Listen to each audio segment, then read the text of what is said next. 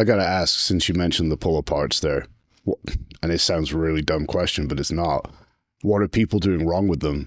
Because it's one of the most simple and probably one of the most butchered exercises. Before you answer, let me back up what he just said. I've had people that I've literally said, just fucking stop doing them.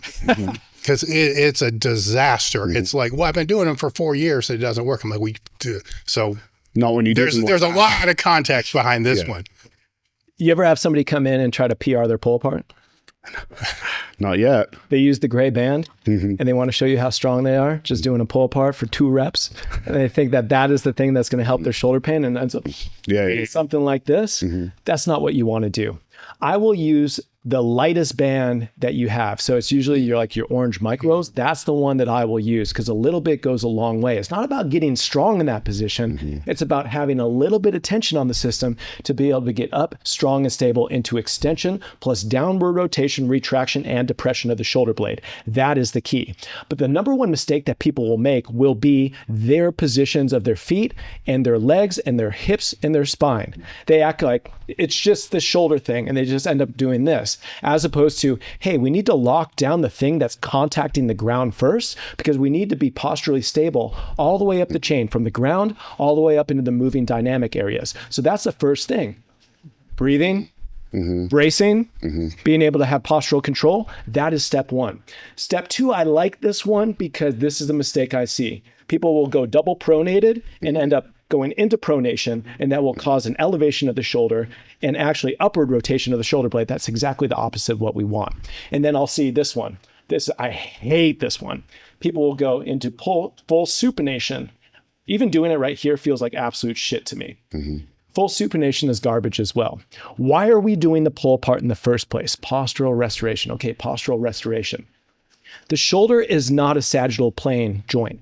The shoulder is thriving on rotation. So when we teach the pull apart, we want to start with about 12 inches between the hands. We never want a saggy, sad band. So always keep it on slight tension. And we're starting with double pronation. And as we go out, we're actually rotating externally 90 degrees. And that is going to allow the shoulder blades to go into full downward rotation. And as we come back up, it's going to go into full upward rotation. And then we have the degrees of rotation happening at the shoulder blade. And that is the reason why you're doing the pull apart itself. So you'll start up at eye level, 12 inches apart, pronation. You'll pull it down to about nipple height where the band is hitting you at nipple height at the chest. So you're going to have depression plus external rotation, and then you're going to come back up and through. That is going to be huge. If you can do that, you're going to be 99% of the way there. The last one is I'll actually have slight extension at the spine, and I'll work on retracting as I go through. So I'll retract, come back, retract, and come back. And then all of a sudden, you can get a couple reps in there in a matter of a minute. That could be better than thousands of reps that you would be doing in your last couple of weeks of training, just like garbage. Is there an argument? You say 90-degree rotation here, right? What is the problem with going into supination? Because the argument will be made, I spend all day here. So the argument will be, well, naturally, I want to spend time here because that's the opposite, right? Because most people probably can't get there to start with anyway. So what is the problem with that back here that you don't like? There's no problem with it back here. It's starting here and ending here. It's the relative change of angle. Yeah. So we want to actually be dynamically moving into external rotation. So that's the magic pill for shoulder health, is if we can have our pulling patterns go from internal rotation to external rotation. That relative external rotation is what we're after. Yeah. If we're starting at external rotation, ending at external rotation, the relative rotation is 0. Yeah, sure. So it's the idea just that, I mean, you think of a punch or anything like that. Exactly. So you're just trying to mimic that kind of movement, but with a band pull apart. Well, that's, you tear back our skin. That's the way that our bioanatomy was built. It's all synergistic spiral planes. Nothing is in a straight plane. So in order for us to get the most out of our pulling pattern, it must have degrees of rotation. Rotation at the hand, rotation at the elbow, rotation at the shoulder, and the thoracic cage. That is the perfect pull pattern. That's something that I deep dive into in the book, and people are like, holy shit, and that makes a huge difference. Because over the years, like, people will watch me do rows and they'll be like, you're rowing wrong. Not necessarily. And then I'll have high performance coaches from like the NFL be like, this is exactly how we do it. Well, why do you do it that way? It's because in a single arm specifically, and with the ability to have maximal amount of actual external rotation that is net positive, we can get the ability to target the entire pull pattern. The entire pull pattern needs to integrate the entire upper body with a stable lower body. And we really like with asymmetrical lower body stances as well. But we can't just go, hey, rows are really going to help me save my shoulder health and never break out of the rotational planes. We need to be able to reach, we need to be able to pull, we need to be able to integrate and use the amount of tension and irradiation that we have at our hands to be able to actually like link up this entire kinematic chain. I think that's what a lot of people are missing. They'll go, oh, well, John says to pull 3 times as much as I push in total volume throughout the week, and then end up doing these bullshit rows. And you're like, that's not equal to be able to actually row or be able to pull in a pattern that integrates the entire movement system. I think there's a big difference between just going through the motions in terms of execution of movement, or just trying to say like, hey, this is going to be equal to that. Highest quality of movement is going to be the most functional. It's going to be the thing that feels and functions the best, that creates the most torque and tension, and the thing that you can really see being able to transfer into a real movement skill. So trying to put my mindset into someone who's listening to that now and takes that statement way too far, right? Why would I not do every single pull like on a cable with like a D handle that goes through?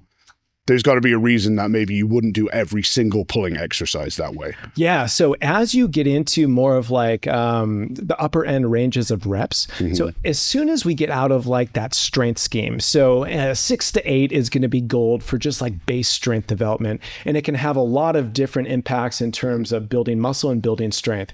I like to go hard and heavy. And if the goal is pure strength, then you're going to want to minimize rotation while keeping natural rotation into that minimum, just so you can move maximal amounts of load.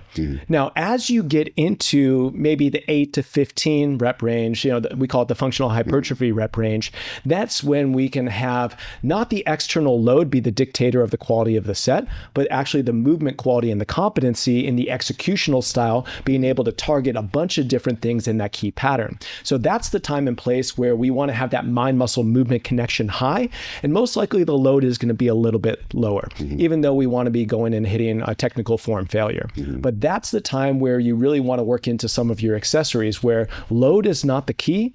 Movement quality is the key. The feel and the function of the mind-muscle movement connection is high. That's the time where you want to use a lot of rotation. And I think that people will go one or the other in terms of the direction, and neither ones are right. Hey, we'll just do sagittal plane lifting because that's where I can get maximal load. Or, you know what? We'll do all rotation. I'm going to give up the weights altogether. I'm going to be using an Indian club and a steel mace, and that's all I need to get strong. Sure. The middle path is the one that gets the best result. You mentioned specifically with the pull there in the rotation single arm. Yes. So there's a downside to bilateral both at the same time? And what would that be? Yeah, so we will combine bilateral and unilateral pulling, but we will have probably twice as much volume on unilateral. The big key for unilateral is that we're able to use the opposite arm in a way that actually has the opposite position at the shoulder blade and at the thoracic spine. So as we go out into the pull pattern, we are going to be bringing this scap into upward rotation and protraction. The opposite scap isn't just sitting there doing nothing. It's actually coming into retraction and downward rotation. It's a combination of how we can actually create the synergy between the two sides in opposite directions. That's where we get that linkage that we're actually looking for. So anytime that we can do unilateral based rowing, it does 3 different things for us. One, it allows us to naturally rotate and actually get a maximal amount of range of motion throughout the thoracic spine. It allows us to be able to cross tension our core and be able to have some core recruitment of hips going up into the shoulder, which is really, really an important thing when it comes to just motor skill development.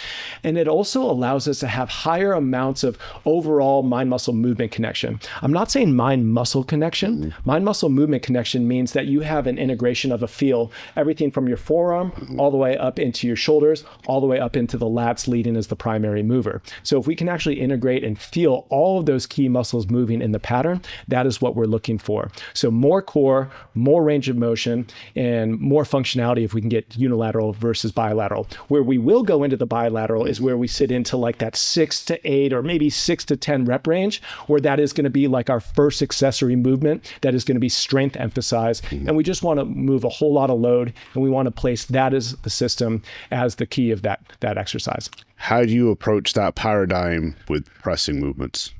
Pressing movements is because it's very hard to do a press like this, right? So, or more difficult at least. So how do you cross that issue there? Well, why is it more difficult?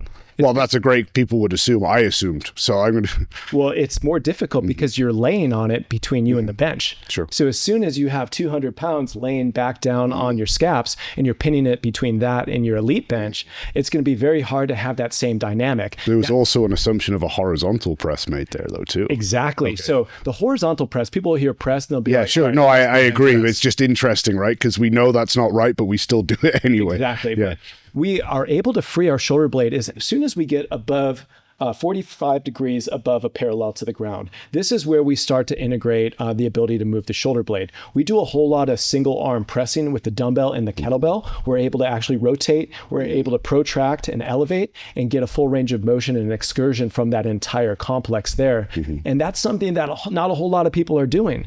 It's either horizontal pressing. Mm-hmm. If you're super functional, you go to 45 degrees and press in the open chain. Mm-hmm. And then, hey, if you want to really be a strength athlete, then you need a barbell overhead press as well. Mm-hmm. But as soon as you lock into a bar, especially going up overhead, we lose the ability to utilize the rotation that we naturally have. And I'm not against barbell overhead pressing. We sprinkle it into the programs, but usually we'll use it as a key performance indicator, 1 to 6 reps, and we want to have high strength capacity with that. Everything else is going to be dumbbell and kettlebell and cable and band, just to play with the rotation of the shoulder that it naturally has. Sure. So there needs to be, in the same way there needs to be some element of rotational pulling, there needs to be some element of rotational pressing for you as well. Correct. Yeah. Okay. And a little bit goes a long way, especially on pressing. You'll have more freedom with the pull because it will feel more natural to you. Mm-hmm.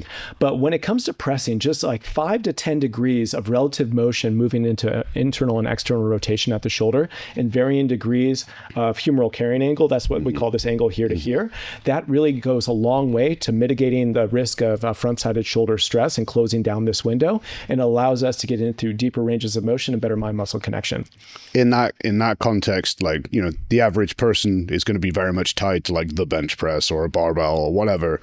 So if you had to pick one, would you say that rotational overhead is going to be more beneficial just because there's more range and there's more rotation they travel through compared to like a horizontal version?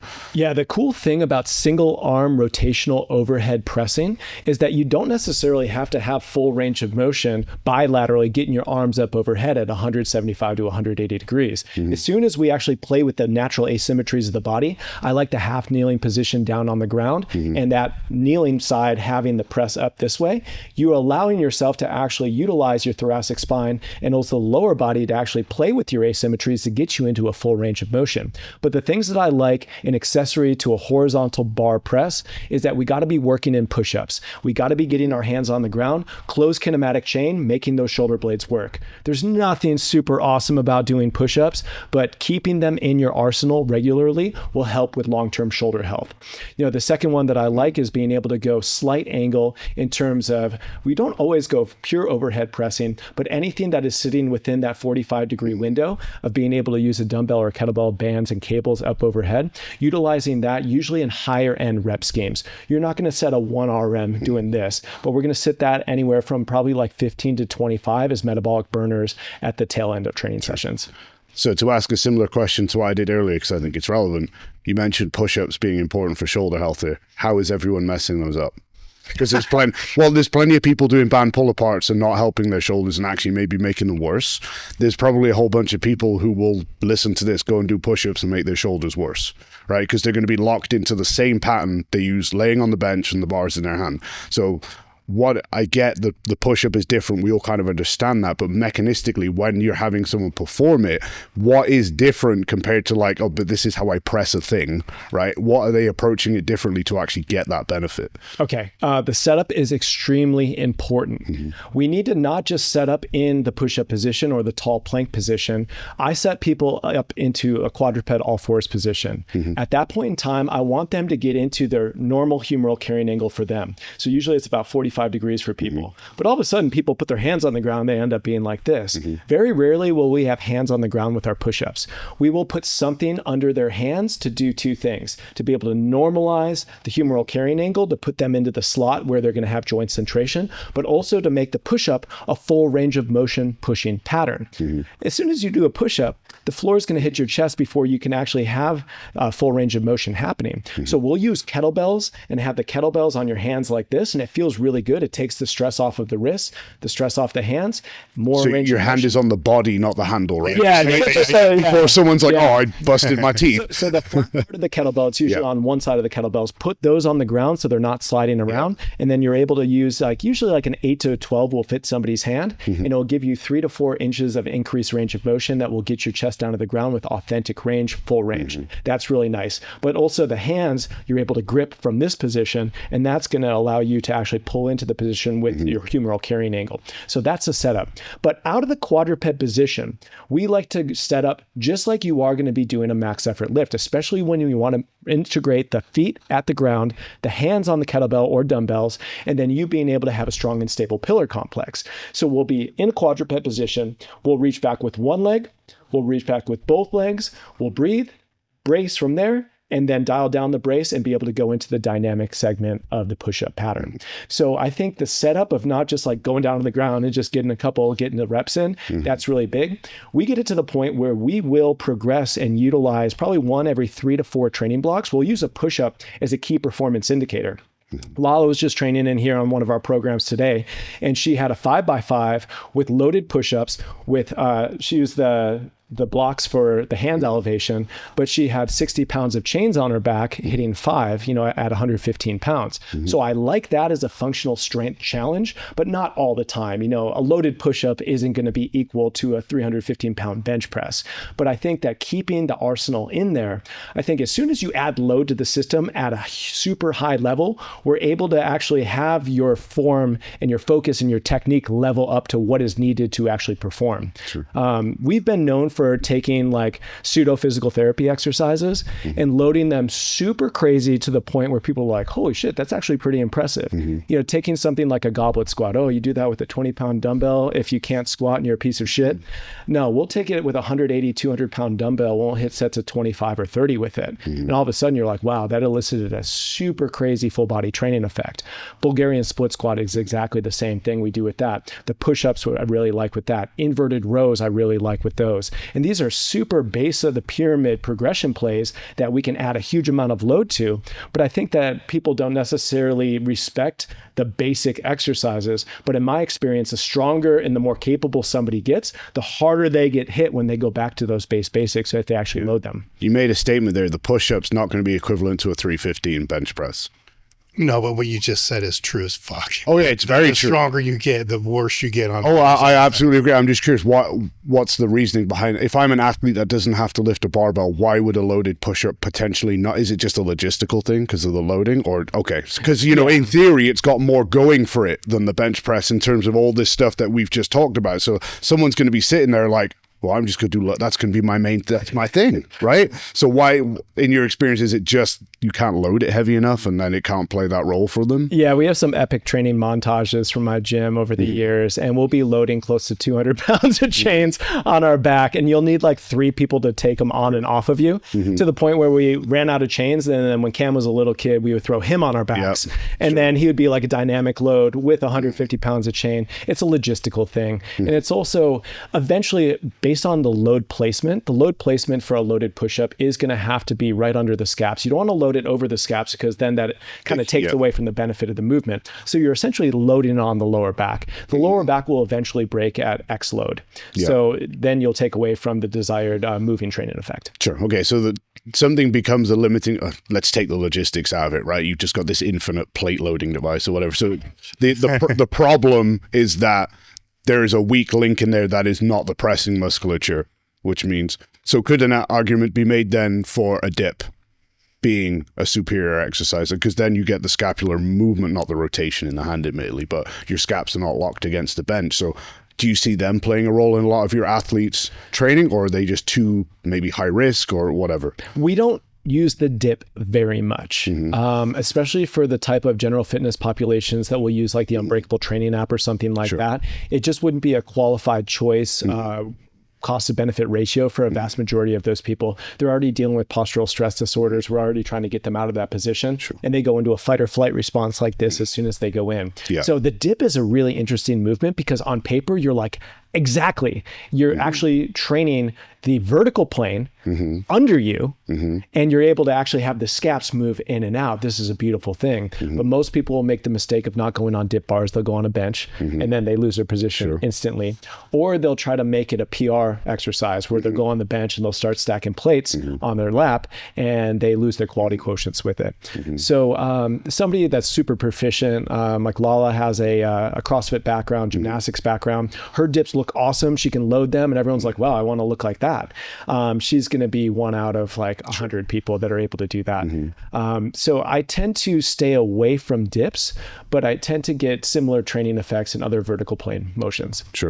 For that reason, with them being the challenge that you do you ever see them as like maybe like a test in terms of like shoulder control, stability? Like you don't have to be strong at them, but do you think someone should be striving to be able to do one proficiently? Do you think that would be a good, standard for someone?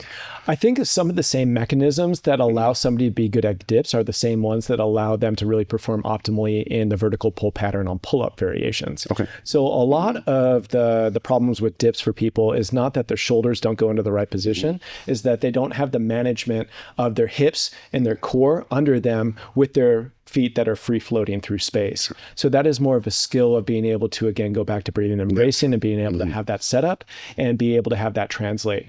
I tend to look at being able to dynamically move the scaps in the pull pattern out of a vertical plane pull. That is the one that we are going to keep in every single week as a key performance indicator.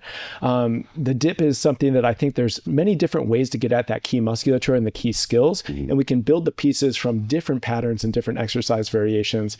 I don't necessarily think it's like the super high risk thing, but in terms of novelty, and you are using your body weight as a starting load, it becomes very difficult not to run into the rules of novelty plus load capacity is too high too quick. So if you're then saying that you get that from the vertical pull instead, I'm presuming that usually takes the form of like a lat pull down for you. Correct. Yeah. So we'll do a lot of pull-up variants. Relative strength test is all about the pull-up.